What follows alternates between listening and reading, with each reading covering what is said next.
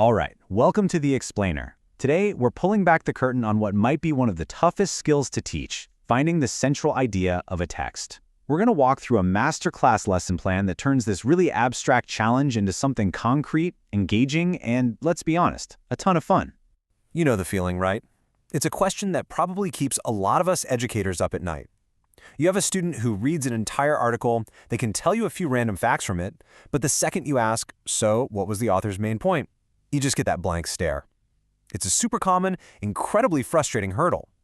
But what if the problem isn't the students? What if it's the way we're framing the task? So let's look at the usual suspects. A kid might say the main idea is just digital education. Nope, sorry, that's just the topic. Or maybe they'll latch on to one really cool fact about virtual reality and think that's the whole point of the piece. They struggle to see the forest for the trees, right? They're treating every single piece of information like it has the exact same weight. These are the specific things we need to fix. So here it is. This is the big idea, the core reframe. What if we stopped treating textual analysis like a boring old essay and turned it into a full-blown detective investigation?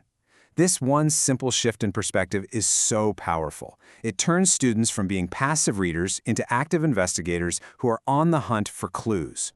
Okay, so how does this mission actually work in a classroom? Well, first things first, you gotta brief your detectives. The moment you tell students they're special agents cracking a case, you get immediate buy-in. You're not handing them a worksheet. You're handing them a case file. See the difference? Instantly, the whole vibe changes. It's an investigation. So, the first thing we do is we ditch the academic jargon. The central idea? Nah. From now on, that's the case objective. It's the ultimate goal of the entire mission.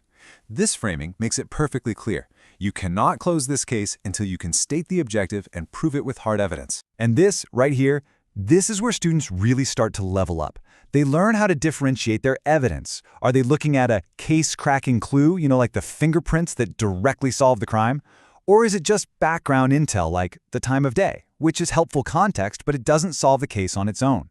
I'm telling you, this analogy is an absolute game changer for teaching evidence evaluation. Okay, so the whole detective framework, that's our core mission. But every master teacher has a secret weapon, and that's a toolkit of really powerful analogies.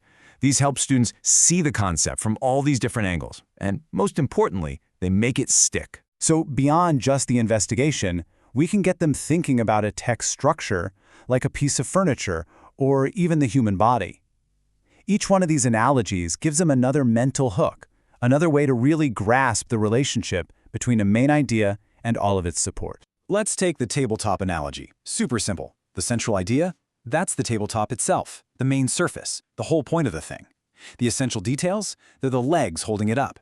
If you kick out the legs, the whole thing comes crashing down. So when you ask a student, hey, is this detail a leg, or is it just the paint color? Bam, they get it instantly. The human spine analogy works just as well. The central idea is the spine. It's the absolute core structure that everything else connects to. The essential details are the major bones that give the argument its shape and function.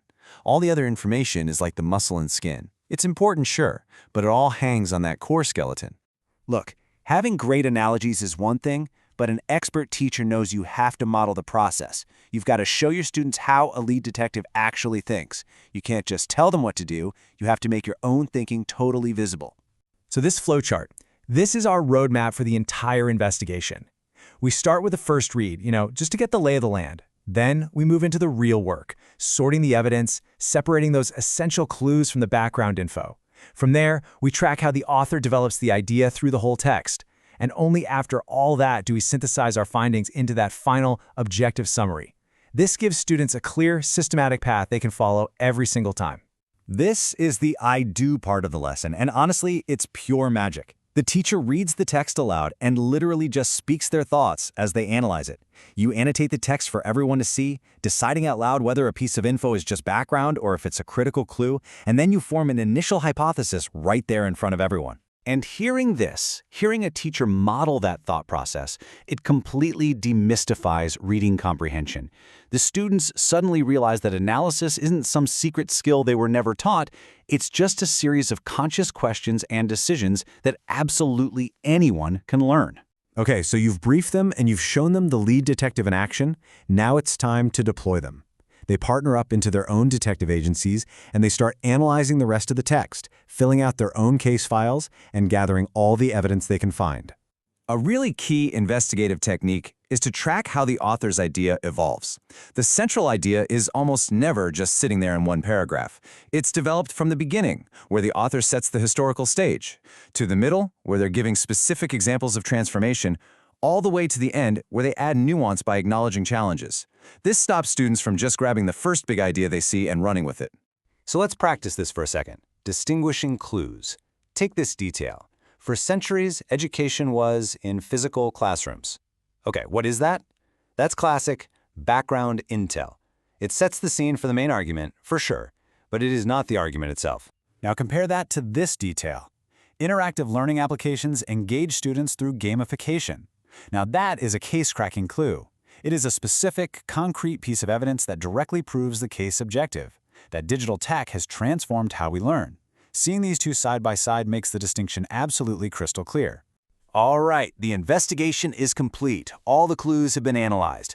The final step in any case is to file the official report. In our world, that's the objective summary, a clear, concise report of your findings for the chief.